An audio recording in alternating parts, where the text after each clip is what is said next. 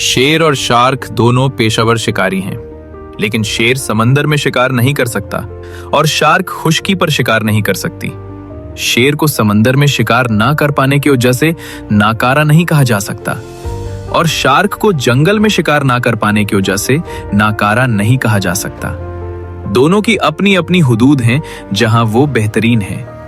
अगर गुलाब की खुशबू टमाटर से अच्छी है तो उसका ये मतलब नहीं कि उसे खाना तैयार करने में भी इस्तेमाल किया जा सकता है। एक का मवाजना दूसरे के साथ ना करें। आपकी अपनी एक ताकत है, इसे तलाश करें और इसके मुताबिक खुद को तैयार करें।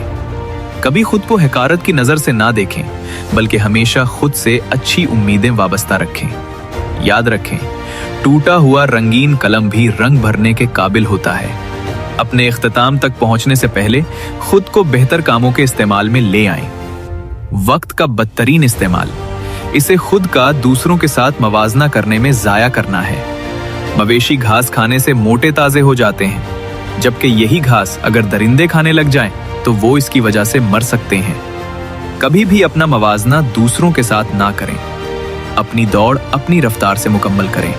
जो तरीका किसी और की कामयाबी की वजह बना, जरूरी नहीं कि आपके लिए भी साजगार हो। खुदा के अता करदा तहफों, नेमतों और सलाहियतों पर नजर रखें और उन तहफों से हसद करने से बाज़ रहें जो खुदा ने दूसरों को दिए हैं। खुश रहें, आबाद रहें।